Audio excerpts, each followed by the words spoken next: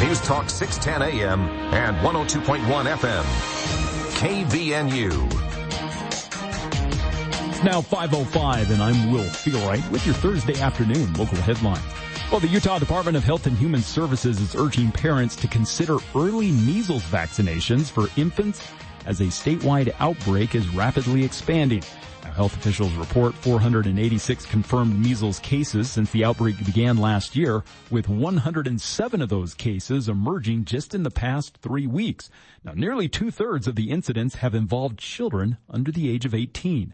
Now, the outbreak originated in the Southwest Utah Health District, which accounts for almost half of all cases, but wastewater testing is now showing the virus is spreading statewide. Now, the department is continuing to update a list of public exposure locations, which have included schools, grocery stores, also places of worship like the Linden, Utah Temple Open House. Now, officials are advising anyone exposed to monitor for symptoms such as a cough, runny nose, and rash for 21 days.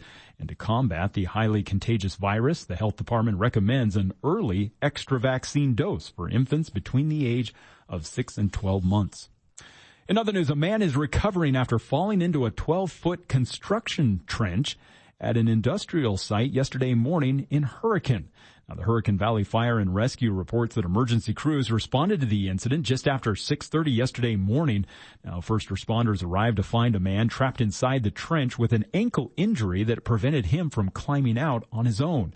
Now, rescue personnel deployed an aerial ladder to safely reach the victim. Crews then secured him in a harness and executed a coordinated hoist to remove him from the trench.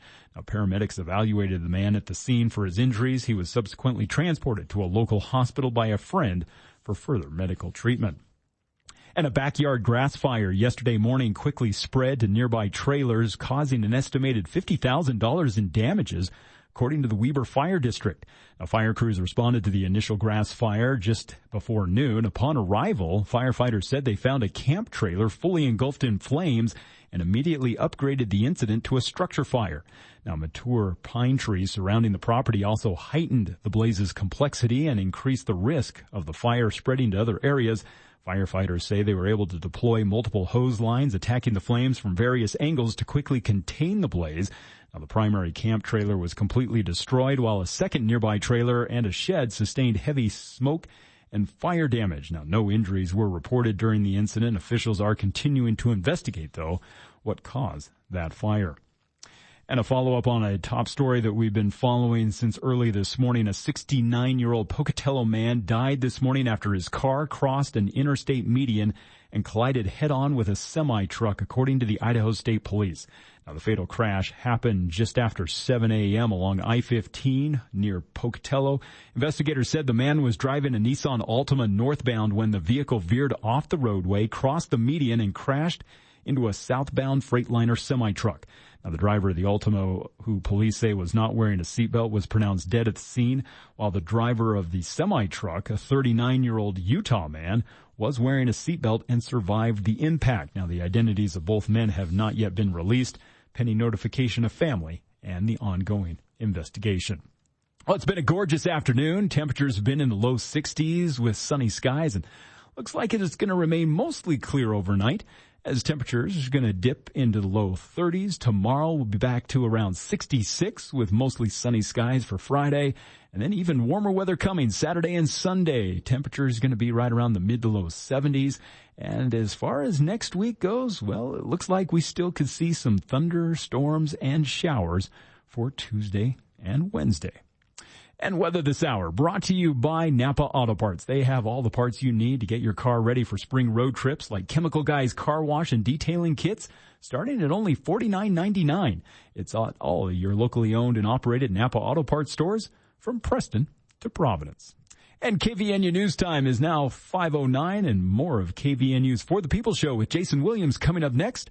I'm Will Feelright for KVNU News. Did you know you can cut your Rocky Mountain power bill by 40 to 50% without a single solar panel? With the new time of use rates, power is 4.5 times more expensive in the evening, but cheap during the day. At Greenbox Solar, we install smart home batteries that charge up when electricity is cheap, then power your home during peak hours. Solar is totally optional and can be added in the future, but savings are guaranteed. Drop by Greenbox Solar's showroom in South Logan to see the hardware for yourself. Visit our website at poweredbygreenbox.com. News Talk KVNU, 610 AM and 102.1 FM. It's Truck Month at West Motor Company. And around here, buying a truck still starts with a handshake. West Motor Truck Month. For over 80 years, West Motor has been doing business the right way. Straight talk and serious savings. We're talking up to $12,000 off heavy-duty trucks and up to $11,000 off half-tons. Plus, get 0% financing on select Ford trucks. Ford, Ram, built to haul, built to work. And if West Motor doesn't have exactly what you're looking for, they'll find it. West Motor Truck Month. Come experience the West Motor difference. If you live in Box Elder County, help for ear, nose, and throat issues just got a whole lot closer. Cache Valley Ear, Nose, and Throat is now open in their new Brigham City location. With over 75 years of combined provider experience, Dr. Jackson Deere is ready to care for allergies, asthma, sinus problems, hearing loss, and more. Finally, Cache Valley ENT in the Brigham City community at 990 South Medical Drive next to the Brigham City Hospital. Call 753-7880 to schedule or visit CacheValleyENT.com. Cache Valley ENT. Trusted care now in Brigham City.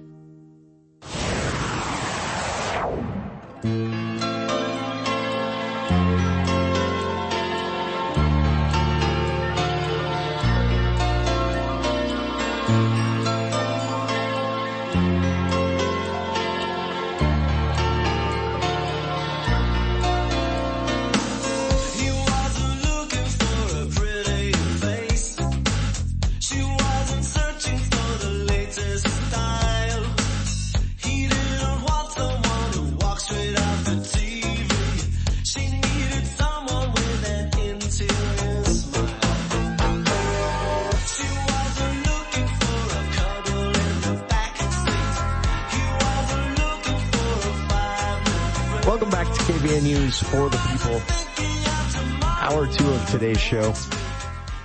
It is 59 degrees here at the Radio Ranch at 5:12 in the afternoon.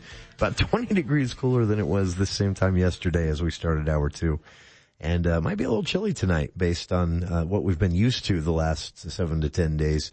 But the warm weather is coming back. So we're going to jump right into it. This hour, we're going to talk about reactions to the news this morning that the Prop 4 repeal effort, backed by the Utah GOP, Senator Mike Lee, Attorney General Mike Brown, the president's son, some famous social media influencers on the right side of things, all of them endorsing this, and it failed.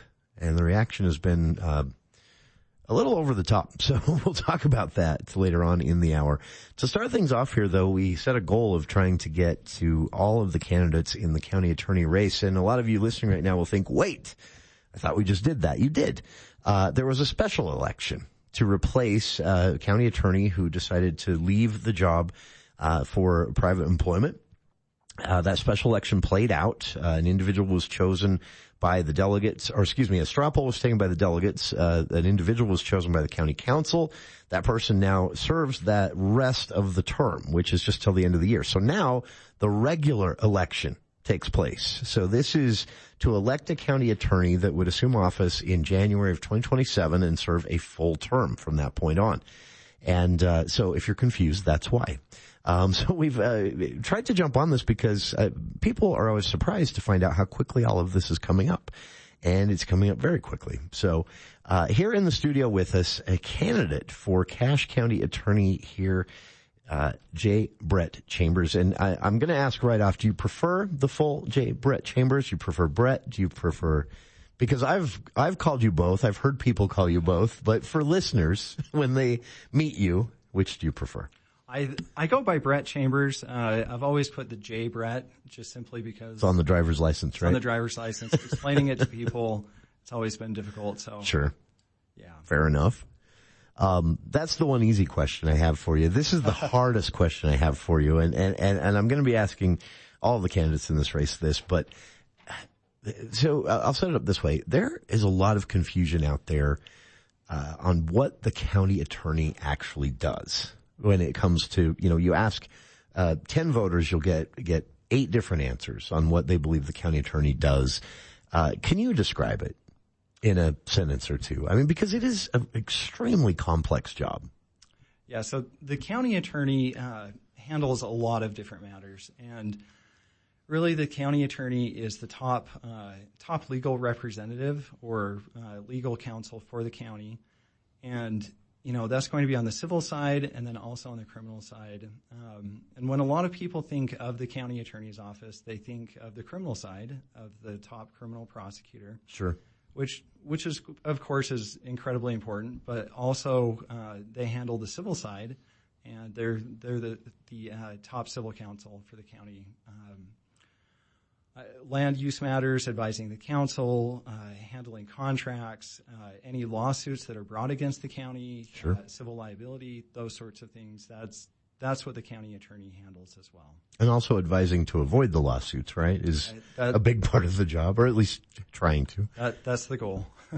I always wonder, I won't even look at your face as I answer this, so there's no record of your reaction, but I always wonder if county attorneys watch councils vote and make policy sometimes and think, there goes my July. But that is kind of a good way to describe the job. A lot of the things that a county attorney is dealing with are not decided necessarily by the county attorney. Makes the position unique, right? Exactly. So ultimately, it's the county council that is going to be making the legislative decisions, and then you have other bodies like the planning commission, et cetera, that they'll make decisions, and then it falls on the legal counsel to either advise on that or carry that out, advise them as to how to best accomplish what they want to do. Would you, so if you're elected to this position, how would you handle a situation where you're watching a decision being made by a commission or the council or any legal county entity, and that what they're doing is going to be challenged and likely successfully challenged? Do you feel the county attorney should step in then and say, we should not do this? Yeah, I think that's part of advising any client, is that you offer your advice, offer your counsel. That's part of our fiduciary obligation. Sure. To offer all of our best time and efforts on behalf of our client. And so if we see a decision that is likely to have pushback on it, then I would see it as my role to advise on that, to let them know here are the potential challenges that are going to be coming from this. But ultimately, and on the private side, we often refer to that as, well, that's a business decision. There are legal decisions which we may make, but that's a business decision. Mm-hmm. And so when it comes to the government, the role that they would have is that they can take that advice, they can take that counsel, and ultimately they make the decision. But it's our job to get them the information so that they can make an informed decision. Fair enough. That's a great description of the job, honestly. Well done. Because I've watched long enough to know it's very difficult to define position, and a lot of times even voters, we have to admit, we have an oversimplified view of the county attorney's role. If you'd like to learn more about Brett, check out the campaign website, which is J. Brett Chambers. That's Brett with 2 T's, jbrettchambers.com. I've also linked to that on our Facebook page for the show if you'd like to find it there later. He's a candidate for Cache County Attorney.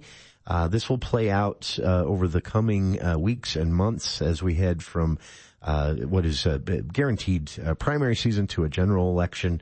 And then in November, officially, someone will assume the role for a full term for the county attorney position. So this is your opportunity to get to know candidates. The clock is ticking on these races faster than you think. A quick reminder as well. In Utah, reality is most of these elections are decided in the Republican conventions and primaries. And the deadline to register as a Republican, because they are closed primaries, should any race go to a primary, the deadline for that is new. The legislature has moved that around a bit. So April 1st is your deadline to register as a Republican to vote in or any race that goes to a balloted primary. You'll also have decisions coming up at the state party convention and more.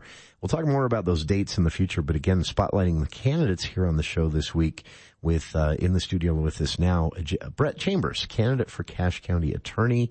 And, Brett, you have, pretty extensive experience. I know, I had an opportunity to sit and kind of help out with a debate that all three candidates took part in, several weeks ago. And candidates got to list their experience. And I remember you talking about, you've appeared as a litigator in front of some pretty high up there courts. Is that intimidating to step into a courtroom at that level? It can be. So I've appeared in front of the Utah Supreme Court, the Utah Court of Appeals, Federal District Court. That's the one that would scare me as an attorney. Those are, they film those. They sometimes make CNN. How does that feel? It's a different level of, you have to bring your game, definitely. Sure. I will tell you, some of the same feelings as stepping in the courtroom there are some of the same feelings coming here to the radio station.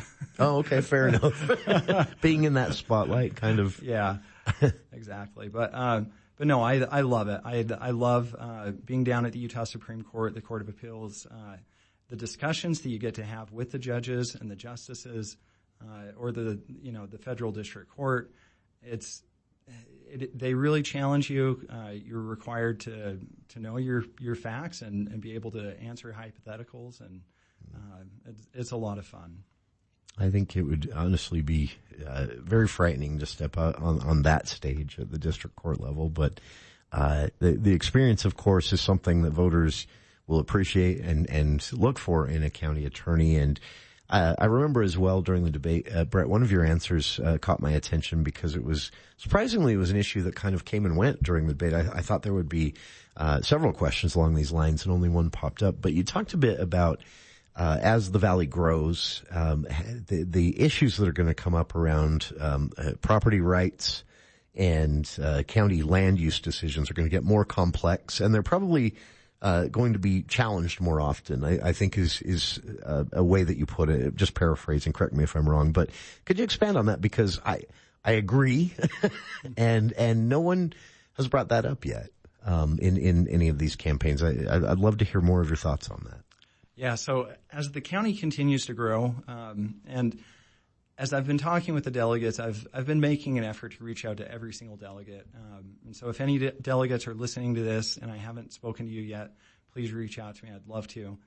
But as I've talked to delegates, they've had, there are a lot of different viewpoints on the growth that we're having here in the valley. Mm-hmm. Some like it, a lot of people don't. A lot of people feel strongly about housing, about, what's the county council going to do about making sure that we have affordable housing? And of course, as the county attorney, we don't necessarily get involved in those policy decisions. Sure. But yeah, as the county continues to grow, there are going to be more disputes, some of those viewpoints are going to be butting up against each other more often, especially with roads. As a lot of people are probably aware, there are road issues out in Clarkson right now. That's been a really hot topic issue. Yeah, that's still not resolved, right? Yeah, still not resolved. That's an active litigation, as I understand. And so, as the valley continues to grow, those sorts of issues are going to continue to pop up. Sure, unavoidable and expected, and also, an area where the county, I shouldn't say it this way, but the example of Clarkston, the county could walk itself into a bad situation, if they're starting out on the wrong foot, right? Exactly. And on the civil side, a lot of times people don't realize that, because if something doesn't happen, or it does happen, if it doesn't get resolved at that point in time, or maybe the county enters into a bad contract, or doesn't assert its rights, then that's going to create sometimes what we refer to as sleeping liability, and it's going to it's going to be affecting future generations. It's going to be creating a lot of costs for the county that maybe we don't have to deal with right now, but really we're digging and creating holes for ourselves in the future. Sure.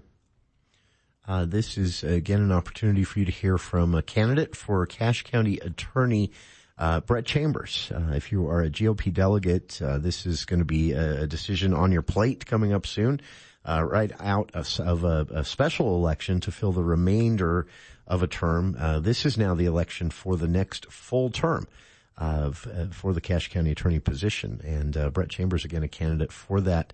JBrettChambers.com is the campaign website. I've linked to that on our Facebook page. And Brett, you talk a lot about, in person at the events I've seen you at, but also on your campaign website, Facebook page, and more. You talk a lot about transparency, and I really respond to that because I believe it's far less important whether you're liberal or conservative, Republican or Democrat than it is that you know what your government's up to one way or another. Or excuse me, rather, it's far less important whether the government is majority Democrat, Republican, something like that. It's far more important that you're able to see what they're doing and what they're spending. Utah does pretty good on that, honestly, at the state level. We have had some issues with this at the county level. We've also seen high turnover at the county level that even has the county GOP chair joking that she just wants 1 year without a special election. Thoughts on all of that? I don't want to create a scenario where anyone's pointing the finger at anyone individual. And of course, maybe there isn't an individual, but the last few years in the county do seem out of the ordinary, right? Absolutely. So, and I think this is probably what you're referring to, but we have a statute here in the state of Utah, the Open and Public Meetings Act, mm-hmm. and I strongly believe in open government, having transparency, and I love the Open and Public Meetings Act. If anybody has trouble falling asleep, maybe take a few minutes and read through it. That's fair. It's not exactly exciting reading, right? But it is. But it's important. Yeah, absolutely. It's incredibly important. And what the legislature said is that the people's business should be done in the public. Mm-hmm. And, it really enshrines a core democratic principle that ultimately it falls on the people to make sure that we're watching what our government does. One of the cases that I have right now, it's up in front of the Utah Supreme Court. It's on the Open and Public Meetings Act regarding a local municipality that may or may not have violated the act. And so sure. I don't want to get into too much detail on that case, but that's up at the Utah Supreme Court right now. That's fair.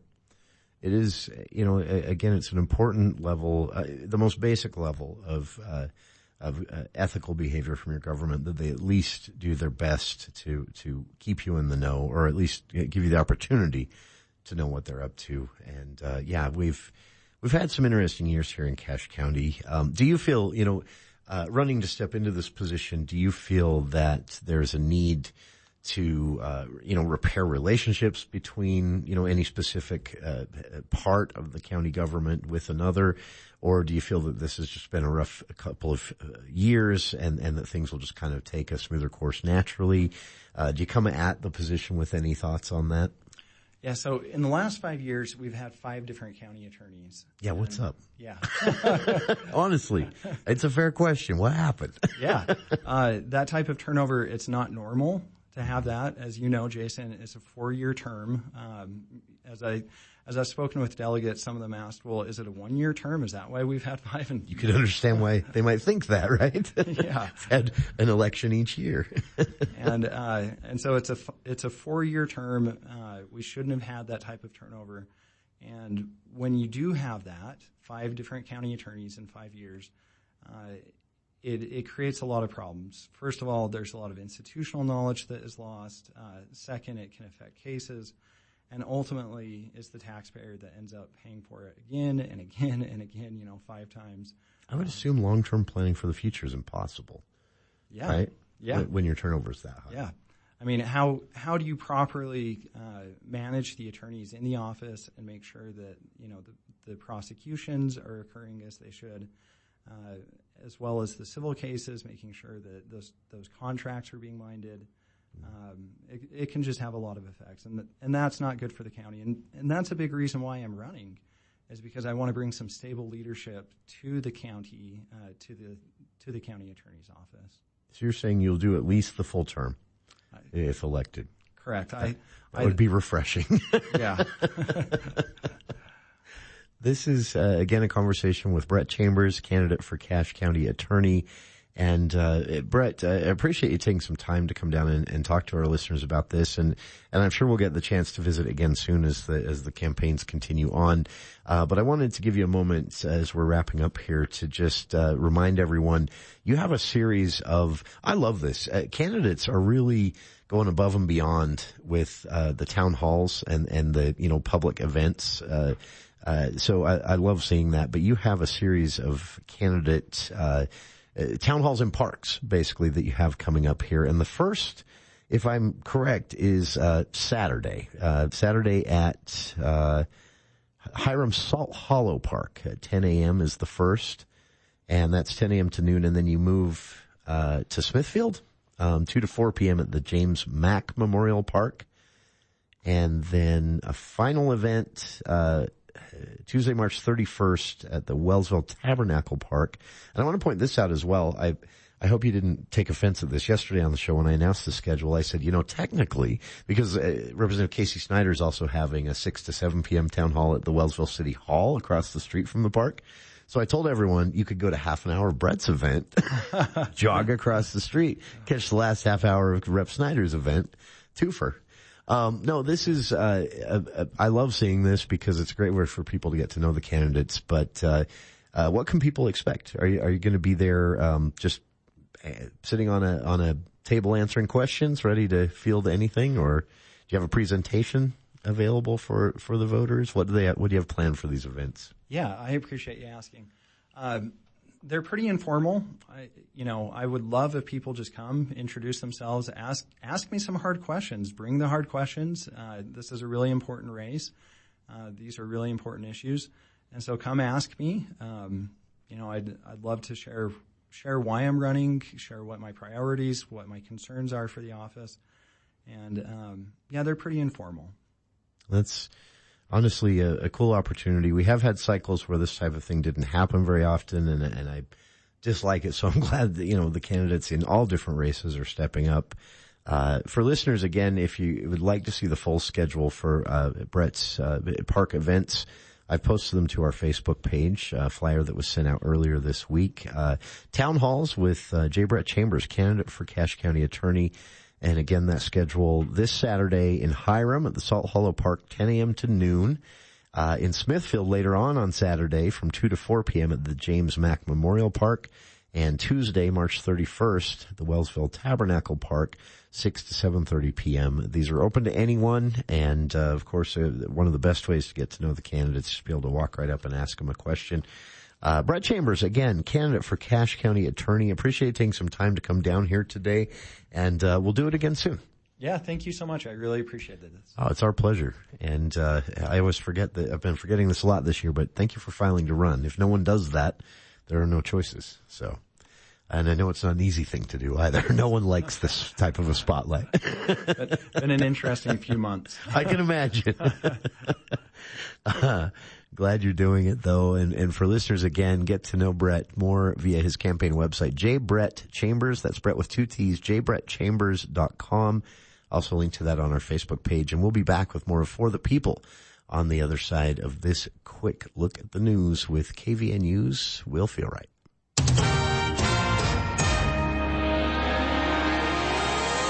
Well, thank you, Jason. The Salt Lake City Council approving a land use ordinance yesterday restricting water usage for new residential developments. Now, it's a move that could directly impact the proposed U.S. Immigrations and Customs Enforcement Detention Center that's being considered near the Salt Lake International Airport.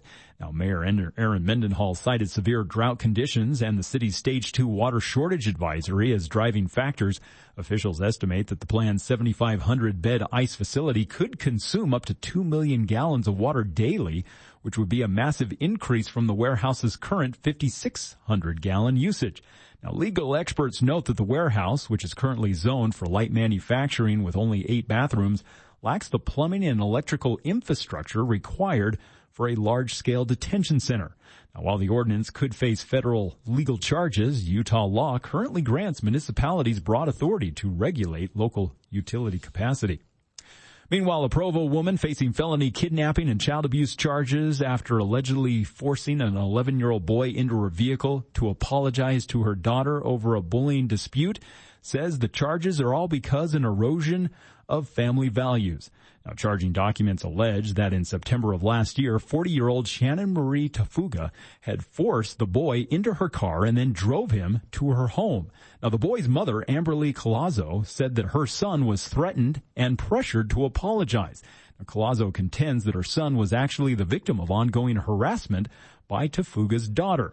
Now, prosecutors reduced the charges to second-degree felonies, emphasizing the parents cannot legally detain children to resolve conflicts.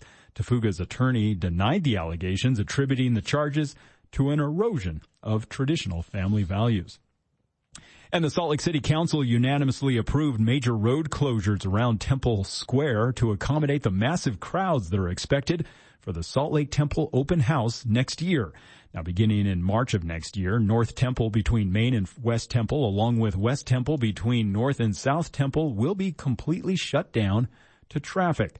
Now, several surrounding streets will also experience partial lane closures through October of next year. City staff stated that the closures are necessary to try to manage traffic, reduce congestion, and ensure pedestrian safety.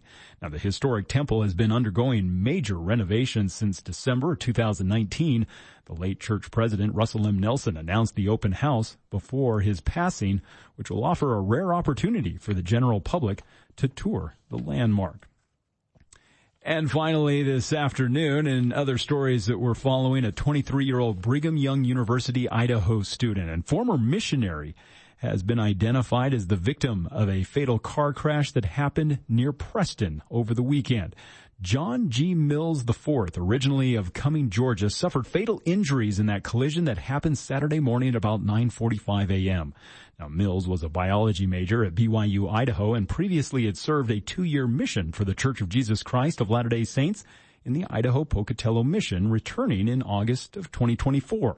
Now, according to his obituary, he was the eldest son in his family and is survived by his parents, 3 siblings, and grandparents. Now, following the tragic crash, friends and community members launched a GoFundMe campaign to assist the Mills family with funeral expenses.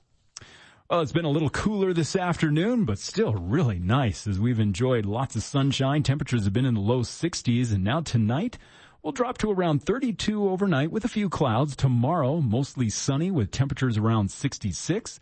And then we'll get back into the 70s for Saturday and Sunday, still remaining mostly sunny through the weekend, and a chance of some rain coming for Tuesday and Wednesday of next week.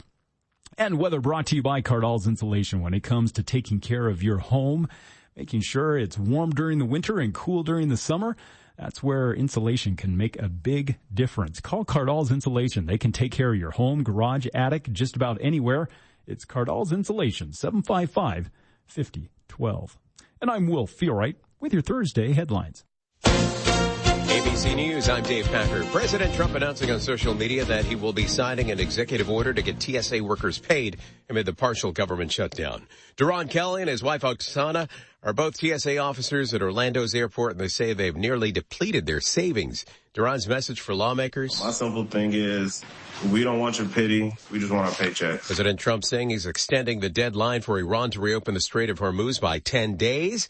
The president threatening to bomb Iranian power plants if they don't comply. Meanwhile, Iran says it rejected the 15-point plan put forward by the U.S. and has not engaged in any talks. To that, President Trump: and they'll tell you we're not negotiating. We will not negotiate. Of course they negotiated. They've been obliterated. Former Venezuelan leader Nicolas Maduro and his wife were back in court in New York today, asking for their case to be dismissed due to financial reasons.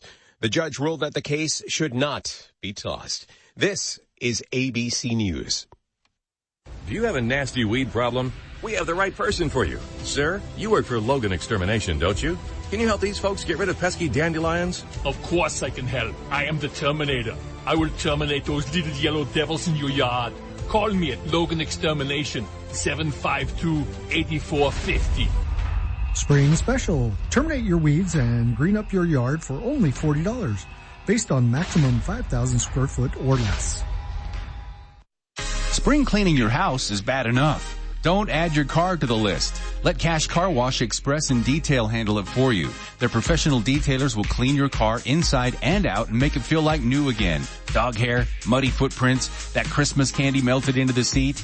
Yep, they've seen it all. And they'll even protect your paint from wet spring weather with their ceramic wax spray for deep shine that lasts. This spring, skip the hassle and let Cash Car Wash do the dirty work. Stop by 260 East 1400 North in Logan and see why they're not just better, they're the best.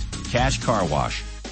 Do you have a fireplace or stove that isn't working right? Why wait until next winter to get it fixed? Get ahead of the game and get your fireplace or stove serviced now by Advanced Fireplace and Stove. They service everything from Quadra-Fire pellet stoves to heat and glow fireplaces. Get a 20% discount on your next service and labor when you mention this ad. Call 752-7272 or go to advancedfireplaceandstove.com. Advanced Fireplace and Stove, where comfort is their business. You've got your whole life ahead of you, so choose a Medicare plan you can count on.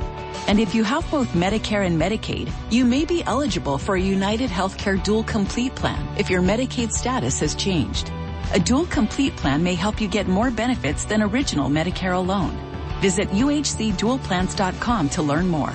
That's uhcdualplans.com. United Healthcare Medicare plans. It's Medicare coverage you can count on.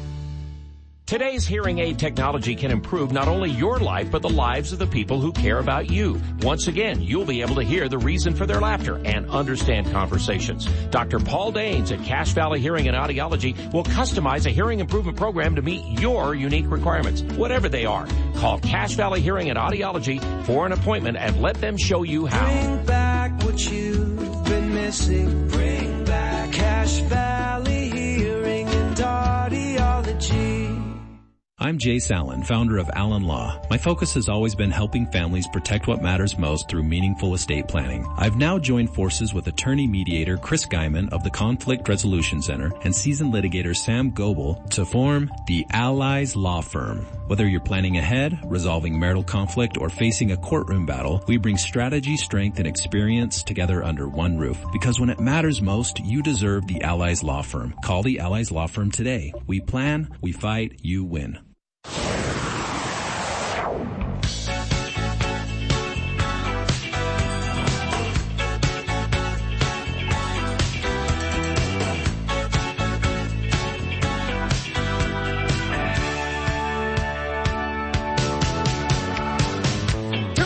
Welcome back to KVN News for the People. Thanks again to Brett Chambers for stopping by for a candidate spotlight. Hoping we'll get a chance to talk with everyone again before the convention, April 11th. That's when the Cache Republicans will meet and delegates will vote. And then this could head to a June primary. We'll see. There are 3 candidates and, so we'll see what happens as far as signature gathering and things like that. But we'll move on from that now because we have a very special guest here in the studio with us to talk about an event spotlighting a person with a story that I'll be honest with you, if someone just walked up and told you the story on the street, you would go, stop it.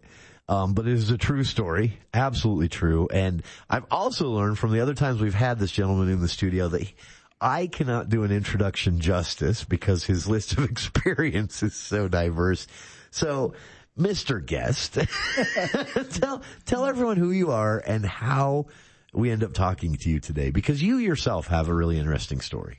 I do, and I appreciate coming back. So Professor Baron Wesemann, Andreas Wesemann, I grew up in Salt Lake, and it's great to be back. We met the first time 10 years ago when I came out here and started talking about the air shows and stuff at the airport. Sure. And our program has grown so much, and every time I come back, you always ask me, what has changed, what's different? And so I hinted at this event when we were talking about the Aviation for Girls, which has been amazing. They've got 1 week left, but these 10 young ladies have sat and flown simulators built in the maintenance lab, worked with students and got excited, and it's just been a fun event. But I hinted that we were here this week not to talk about me, but to talk about Jessica Cox, the only armless pilot in the world, coming as the Quinney College Dean Spring speaker. And her story is incredible. So on March 30th at 7 p.m., 1900 for you 24-hour clock people. That's right. She'll be in the International Lounge at Taga Student Center. So come out there. It's open to the public, to students, to everybody. I know it's spring break, but if you're in town, she's going to come talk about thinking outside the shoe. So she was born without arms. And she was learning to tie her shoe. All of her classmates are learning to tie shoe in elementary, and she's just staring going, how do I do this, right? Now, I mean, you think, oh, just have Velcro or slip-ons, but she wanted to not be different. Tie. Right. And she saw everybody else. How do you tie your shoe? You take two hands, you do a rabbit and, bunny ears, and she looked at that. But if she puts her foot in the shoe, how does she tie it? Because she doesn't have arms.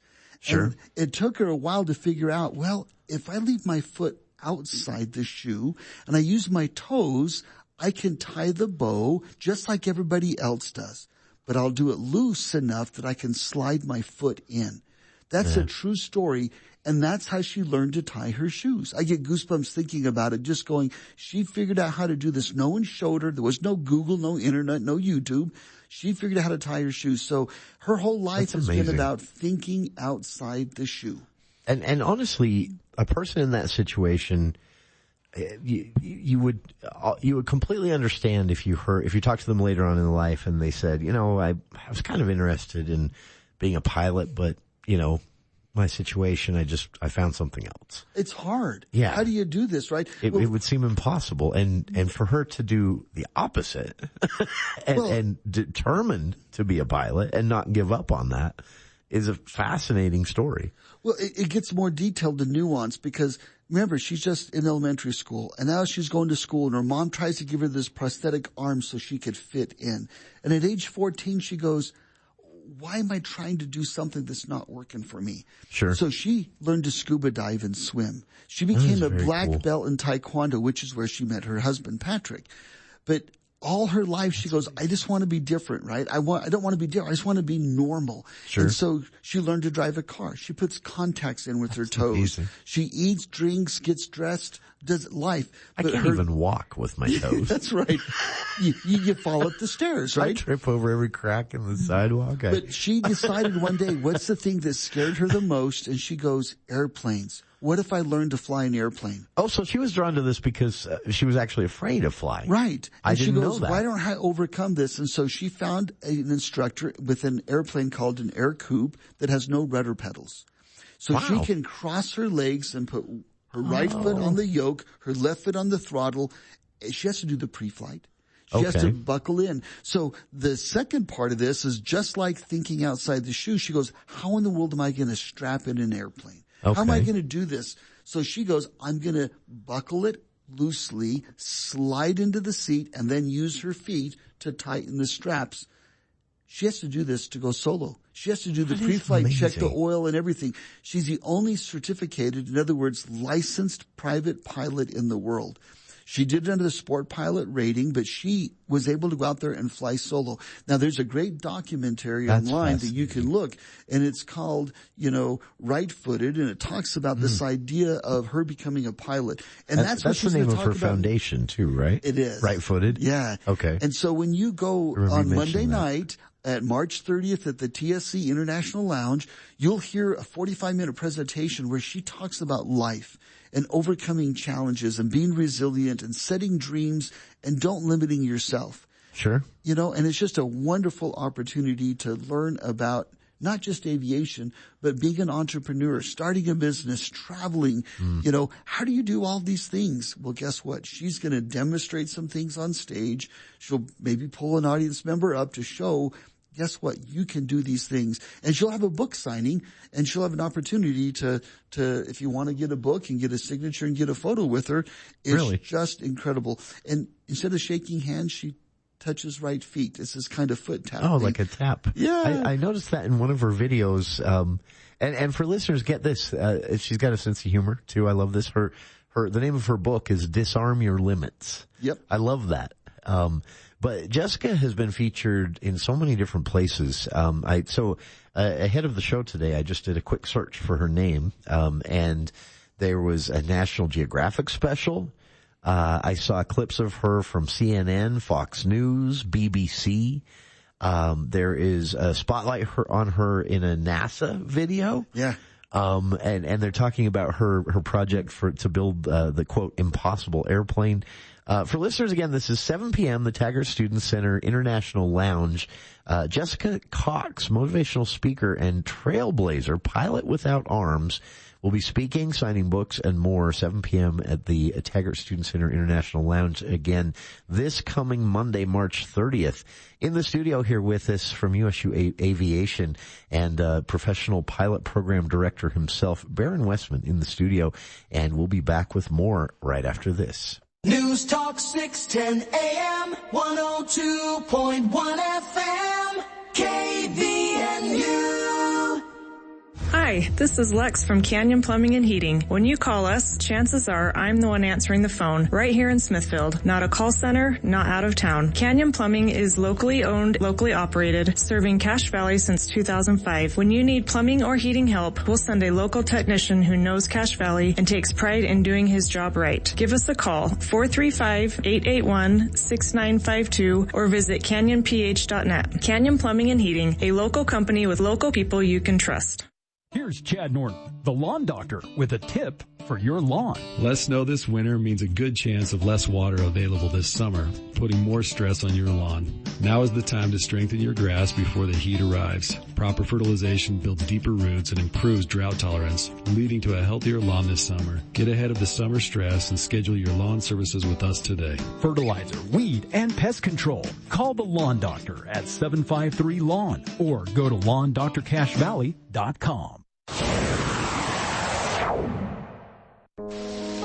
Yeah, supposed to have a remix. That's how you make one hit record in the two. Welcome back to KVNU's For the People. Putting a spotlight on Aviation Week. Next week at Utah State University, there are events from Monday to Friday. We'll talk about more of them, but of course, here in the studio with us, our good friend Baron Wesemann talking. He is a professional pilot program director at the USU Logan campus, part of the USU ever-growing School of Aviation.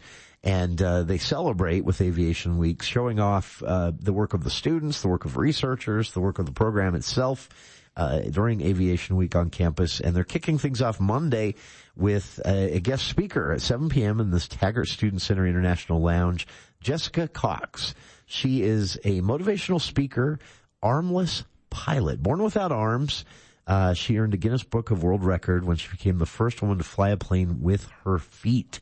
She wrote a book about her experience, Disarm Your Limits. She started a foundation trying to build what she calls the impossible airplane called the Right-Footed Foundation. And she's really funny. So check that out Monday night, the Taggart Student Center at 7 p.m. And, Baron, you mentioned this is just kicking off like a whole week of events. Absolutely. The Monday night event is for the community, students, families, friends, everybody. It's a free event. It's the Quinney College Dean Spring Speaker. So the Quinney College is partnering with the Institute for Disability Research, Policy, and Practice. Okay. And so she's going to be visiting several classes and talking to them about life as a disabled individual and what she does. She's going to go to the Huntsman School of Business and talk to one of the entrepreneurship clubs. Again, cool. So she's got like multiple things going on. But Aviation Week, cool. In 2019, aviation split off from the Applied Science and Technology Education to be its own department with the technical education. And so we decided to have our it had grown so much, right? Right, exactly. And so we became a partner there with another program to be a separate department. Dr. Bruce Miller joined us, and then of course COVID. But once COVID was over, we said we want to make Aviation Week to let people know that we're here. And at the same time, we were becoming our own department. So Monday, we kick off with a helicopter on the quad day. This year, Dave Cowley, one of our the chief operating financial officer, vice president, he's going to be in the air helicopter landing on the quad about 10:15, and we're going to have it there. Great photo op. Come talk to the pilots, learn about helicopters and how they operate, and get a good picture of the helicopter in front of Old Main. So that's Monday, that's helicopter day on the quad, and of course, the evening spring speaker. Tuesday we do drones on the quad. So this is a new degree at Utah State University, and we're going to have samples of small, medium drones. These aren't the big ones that carry people. Really? These are the SUAS, the small unmanned aerial systems. Okay. But they're going to have demonstrations, and students, it's kind of like a recital. Instead of doing a musical performance or an art gallery, they're doing, here's what we've been working on. Here are the drones we're building. Here are the sensors. Very cool. So drone day on the quad. Now, if it does rain, there's a small chance we'll move to the TSC. We'll be inside the lounges, but we can fly our stuff inside the lounge. So again, that runs about 10:30 to 2:30, so a couple hours. And that night, the banquet, Jessica on Monday night talks about thinking outside the shoe, disarm your limits. Tuesday night, you hinted at this. She's going to talk about this impossible airplane that they're building and how they're trying to design this so other people with this similar disability can learn to fly. I flew the prototype at Oshkosh Air Venture, and no arms. You just use your feet to run the rudder pedals. But what a great opportunity. So she'll talk about that. But in addition to her speaking, the banquet's our annual awards banquet. We'll be giving out the annual awards to the top students in fixed wing and rotorcraft, our maintenance top student, our unmanned aerial student top student, and some faculty and staff awards. But also this year, we were able to get notification, and 7 of our students will be recognized with scholarships that night. So the students don't know, but we've invited them to come to get recognized. And so if they're listening, they think they're just coming to see an awards ceremony. There you go. But we're going to give out some scholarships. And on a personal note, this will be the first year of the Bubba Bryant Scholarship that will be presented. And so we're going to be giving that scholarship out in honor and recognition of my son. So a little personal, touching moment, but it'll be the first student. So we're excited about this. And, recognizing you deserve that students, recognition yourself for how you've grown this program. Yeah, but it's about the students. Too humble. Yeah, it's good. I mean, I am up for the Faculty Mentor Award, and that's on Wednesday afternoon, the university level awards. So we'll see. But it's all about the students and mentoring them. Just a quick aside, you won a big teaching award in 2020, right? That's correct. Okay. Yeah, we talked about that during COVID. There was no Robbins Award ceremony. It was done on you got an email and that was it. They sent it to me in the mail. So, yeah. It's a prestigious award, though. I appreciate Congratulations. That. Thank you so much. I appreciate that. Which brings us to Wednesday. So Wednesday morning, we do our industry advisory committee, and then Wednesday afternoon is our career conference. And this is open up to all students, not just aviation. We'll do mock interviews, resume workshops. We'll have some opportunities in the Taggart Student Center, and we've got different industries are going to be there. Again, that connection. We're going to do professional headshots. So if you want to get a professional photo, usually it's $50 to $100. Yeah. Come to the, TSC for that afternoon. Impressive. 2 more days though. We're not done. Thursday, we open up our maintenance lab, and we hinted last time about that new 737 sim. We talked about it. So the 737 sim will be open for business to come take a look at it from 11 to 1, as well as our air traffic control simulator. It's a tower simulator, the same one they use in Oklahoma City. ATC's in the news again, but we're teaching our students how to talk on the radios, how to be proficient. So come from 11 to 1 on Thursday to see our simulators, our 737 air traffic control, as well as our maintenance. We'll do an engine jet run lab that afternoon. Oh, wow, really? And you get to see a J60 engine. We can run it there. That is, how loud is that? That's why you're behind bulletproof soundproof glass. It's that loud? It is that loud. And it's a hush house. But outside, you'll feel the window shake. And if you walk by this concrete bunker, you're going to feel it and hear it. It is that loud. It's pretty amazing. That's on Thursday. Thursday from 11 to 1. And then Friday, we finish up the week at the airport with tours from noon to about 4 p.m. Oh, wow. Again, family, friends of our students come, alumni come, but anybody who's interested in aviation, come take a little tour, get some pictures. Weather's good. It's a chance for us to show. So over the week, we start with helicopters, with drones, our maintenance, our labs, with simulators, aviation, fixed wing, rotorcraft. We want to showcase everything. Now here's one thing I got a gift for you. Oh, really? This is called the Aviation Challenge coin. Started in World War I when the pilots came back and they said, I'd live to be another day. So since 1939, and the back of this theme is Rivets to Runway. You see that theme on all of our publicity. I see that on the poster. So it's the runway with our maintenance, has fixed wing rotorcraft, our drones, Master of Aviation Science, and the Logan Mountains. Oh, very cool. You shake my hand and you get this coin, which I've now done. And everybody that comes to the banquet on Tuesday night will get the challenge coin for this year. Oh, wow. And now if I see you and you don't have it on you, you owe me a drink. I owe you. That's fair. Diet Dr. Pepper. That's fair. Alcohol free, okay? And, I'll make sure to have it on me. So, but that's the challenge of understanding the traditions of Utah State. We've been doing this for 10 years now. And, that is amazing. So that's, again, it's a little token of why we do what we do, to have that memory and that connection to our students. So Tuesday night, you come to the banquet. It's $10 for students, $25 for guests. Youth get in for $10 as well. But it's a chance to bid on silent auction items as we raise money for our clubs and scholarships. And that's what this is all about, is supporting the students at Utah State University in the aviation program and getting them excited about Aviation Week. That is very cool. Thank you so much, Baron. This is, listeners, I'll post a photo of this to our Facebook page so you can see what I'm looking at here. And this is an exciting week. Honestly, it's grown bigger and bigger each and every year. It kicks off Monday, wraps up Friday. You can see details on every event we've just discussed via the USU website link that I've posted on our Facebook page. And, of course, we'll invite Baron back, soon because we ran out of time before talking about the Hangar Hop. 18 April, I'll be back. April 18th, we'll do it. Baron Wesemann, our guest again, and thank you for your time. To our listeners, thank you for your time as well. Stick around. Dave